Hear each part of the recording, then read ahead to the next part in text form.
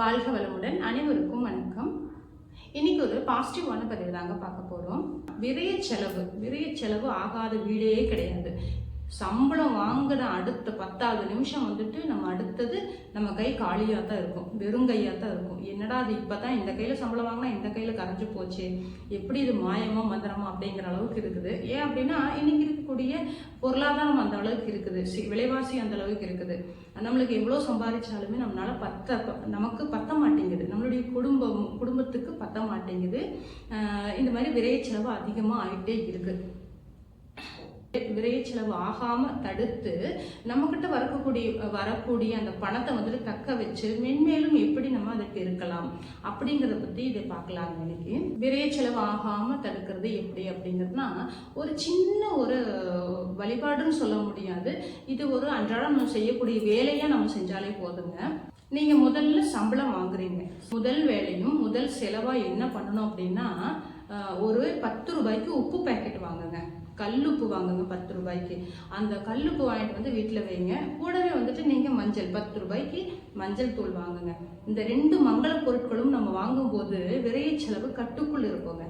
அதிகப்படியாக விரைய செலவு ஆகாமல் நம்மளுக்கு வந்துட்டு சேமிப்பு கொஞ்சம் அதிகரிக்கும். எப்பவுமே நம்ம வந்துட்டு நிறைய பதிவுகளில் சொல்லியிருக்கோம்.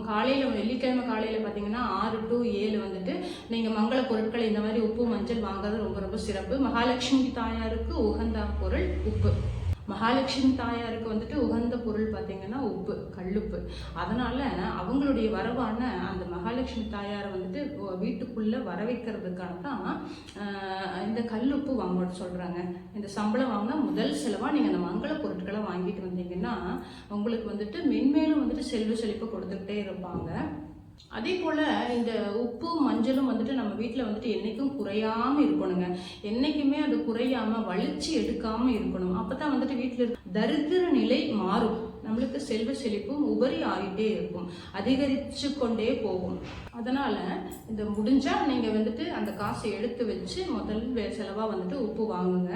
அப்படி எடுத்து வச்சு நான் பண்ண முடியாதுங்க, மறந்துடுவேன் அப்படின்னா நீங்க எந்த நேரமா இருந்தாலும் சரி, எத்தனை மணியா இருந்தாலும் சரி, அத்தனை மணிக்கு நீங்க அப்பவே போய் நீங்க அந்த உப்பு பேக்கெட்டும் கல்லுப்பும் மஞ்சள் தூளும் வாங்கிட்டு வந்து வீட்டில் வைங்க.